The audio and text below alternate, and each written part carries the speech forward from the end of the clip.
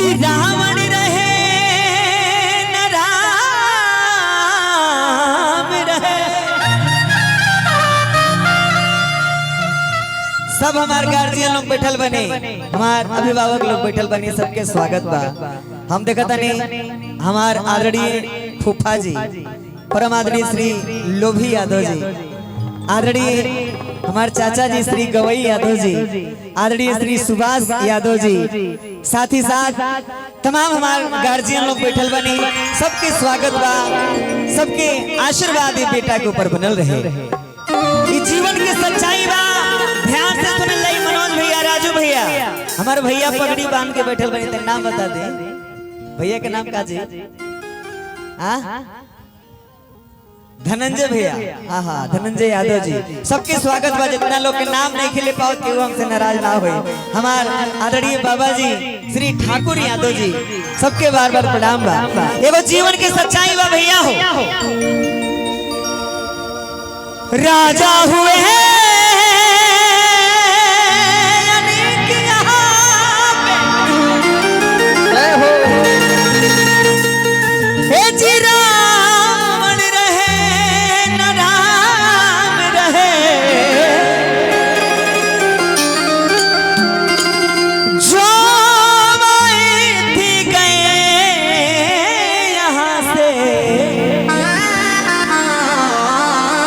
केवल उनके नाम रहे।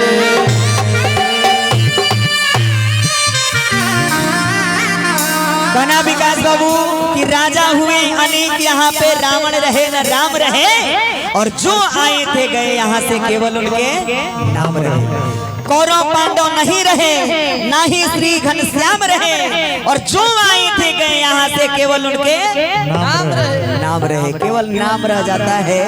इस दुनिया में जो आता है सबको एक न एक दिन जाना होता है। चाहे राजा हो, रंग हो, फकीर हो, सबको एक न एक दिन जाना है। एक दिन हम जाए, रवो जाए, बारी बारी से सब लोग जाए। लेकिन जहिया ले जीवन बचल बा, कुछ अच्छा काम करे के बा, कुछ अच्छा नाम करे के बा कि आपके ना रहला पर भी लोग और नाम बढ़िया से। एगो गीत हम जहाँ भी जाइला वहाँ एक गीत की गाइला, चाहे यूपी हो, बिहार हो, पंजाब हो, हरियाणा हो, जहाँ भी जाइला वहाँ एक गीत के गाइला।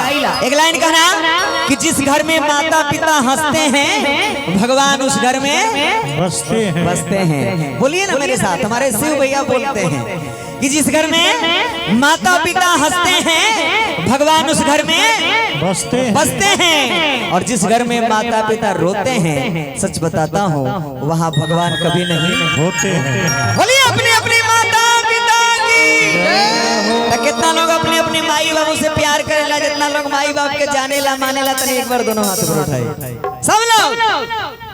पूरा हमरे खाती ना, अपने खाती ना, अपनी अपनी माई खाती, अपने अपने पिताजी खाती, बाबूजी खाती। तनी एक बार दोनों हाथ पर उठा के बोलिए अपनी अपनी माता पिता की। माता पिता की सेवा जरूरी बा। कहना कि बार बार मिल जाई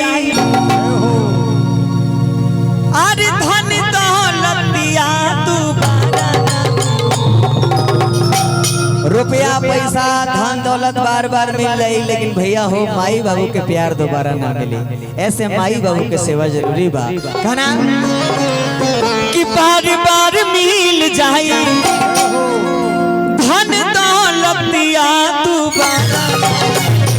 अरे तू बारा माई बाप के सूरत दोबारा ना, माई बाप के सूरत दिया दोबारा ना। बार बार मिल जाई, बार बार मिल जाई धन दौलतिया तू बारा ना, बार बार मिल जाई धन दौलतिया तू बारा ना, और तू बारा ना माई बाप के सूरत दिया दोबारा ना। ओ माई बाप के सूरत दिया दोबारा ना, माई बाप के सूरत दिया दोबारा ना। अमृत के धार के हूँ केतनो पियाई एगो माई, अमृत के धार के हूँ केतनो पियाई एगो माई बिना कैसे करे जावा जो जाई रे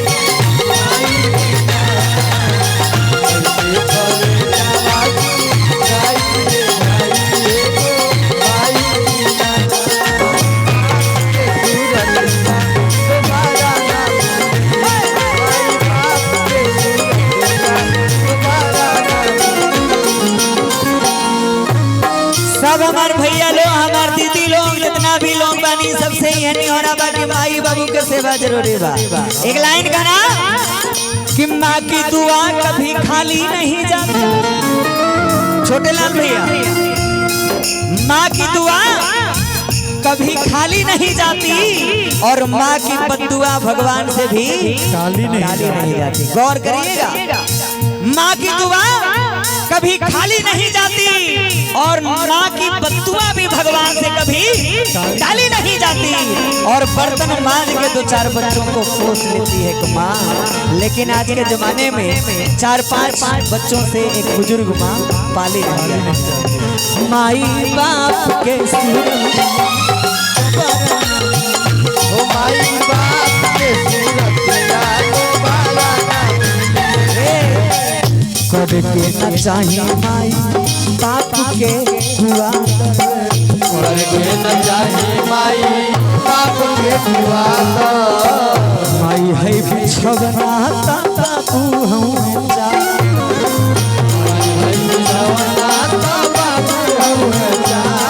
करके न चाहिए माई बाप के दुआ माई है बिछवना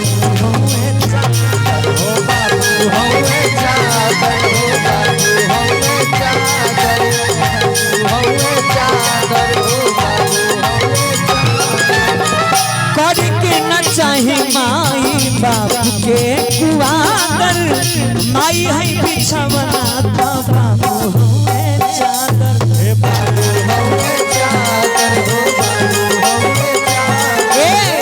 बारी बारी मिल जई है साथिया संगतिया दोबारा ना मिले।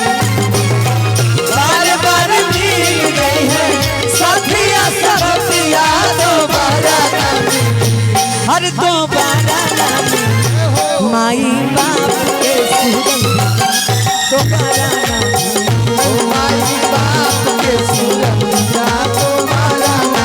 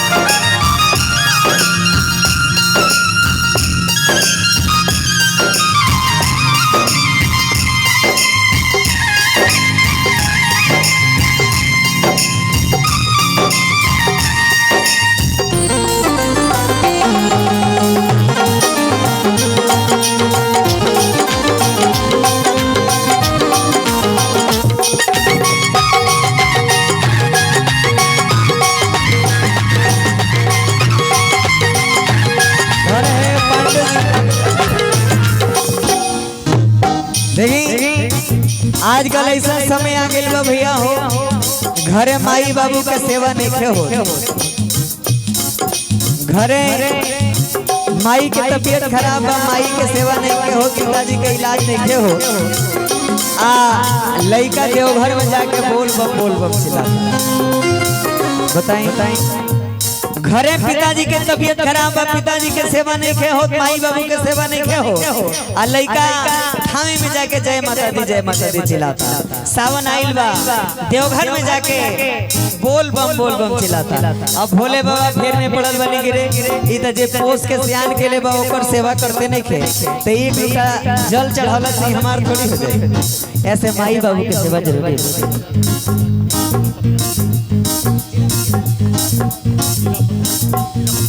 जिला परिषद के भावी प्रत्याशी आदरणीय राजकुमार यादव जी हमारे बड़े ही अनन्य प्रिय बड़े भाई हैं। आदरणीय राजकुमार यादव जी की तरफ से ढेर सारा प्यार दुलार आशीर्वाद भगवान देवादिदेव महादेव जी की विशेष कृपा राजकुमार भैया के ऊपर बनी रहे। आपकी ध्वजा का पताका पूरे जनपद में ऐसे ही लहराता रहे, सबका आशीर्वाद बना रहे, सबका प्यार बना रहे। एक बार राजकुमार भैया के लिए एक बार जोरदार ताली बजने से हमारे हृदय प्रिय हमार बड़ भाई बड़ा प्यार मिलेला, बड़ा दुलार मिलेला। आदरणीय दीपक भैया के पैसा ना हो, ये प्यार है एक भाई के प्रति। एक बार दीपक भैया खातिर भी तनी एक बार जोरदार ताली बजा दी। धन है दीपक भैया, सदैव ऐसे ही खुश रहिए, माता पिता का आशीर्वाद लेते रहिए, माता पिता का आशीर्वाद आपके ऊपर बनी रहे, दुनिया में चमकते रहिए, राज करते रहिए। बोलिए अपने अपने माता पिता की कना हो माई बाप के सुरंगा तुम्हारा नाम, माई बाप के सुरंगा के हो माई बाबू के चरनिया के धोवे, माई बाबू के चरनिया के धोवे, अरे के हो के माई बाबू तीनों रात रोवे, के हो के माई बाबू दिन रात रोवे। अरे श्री राजकिशोर यादव जी, परम आदरणीय श्री हरिलाल यादव जी, आप सबके तरफ से हजारों हजार रुपए का दास बार बार प्रणाम। आदरणीय महेश चौधरी जी, आपके तरफ से ढेर सारा प्यार दुलार आशीर्वाद बार बार प्रणाम। माता पिता के आशीर्वाद आप सबके ऊपर बना रहे, सदैव स्वस्थ रहिए, मस्त रहिए। खाना हो केहू माई बाबू के चरनिया के धोवे, केहू के माई बाबू दिन रात रोवे, हो दिन रात रोवे, हो दिन रात रोवे, दिन रात रोवे, देखिए हमनी के गार्जियन, हमनी के अभिभावक परम आदरणीय माननीय श्री शर्मा यादव जी, चाचा जी के तरफ से 101 रुपए का दास बार बार प्रणाम करते नहीं, बेटा के ऊपर, भतीजा के ऊपर और आशीर्वाद प्यार दुलार बना रहे। कना के हो माई बाबू के चरनिया के धोवे, माई बाबू के चरनिया के धोवे, अरे के हो के माई बाबू तीनों रात रोवे, के हो के माई बाबू दिन रात रोवे। बार बार मिल जाई धन दौलतिया दोबारा ना, बार बार मिल जाई धन दौलतिया दोबारा ना, अरे बार बार मिल जाई धन दौलतिया दोबारा ना। जितना लोग माई बाबू के सेवा करेला मानेला, जितना लोग के भजन अच्छा लागल होई, एक बार दोनों हाथ में उठा के और हमरे ताली बजा के साथे गाई कि माई बाप के सुरंगा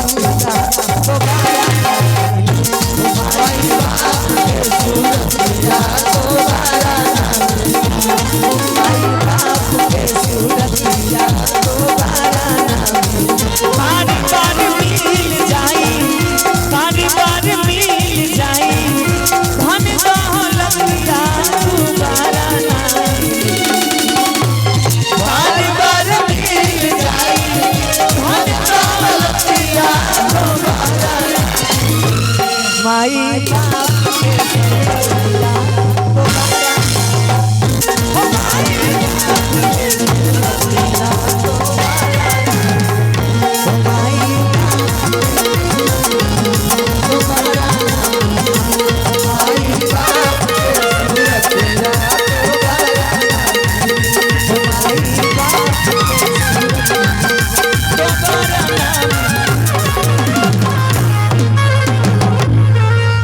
माई बाप के सुरतिया दोबारा ना मिली।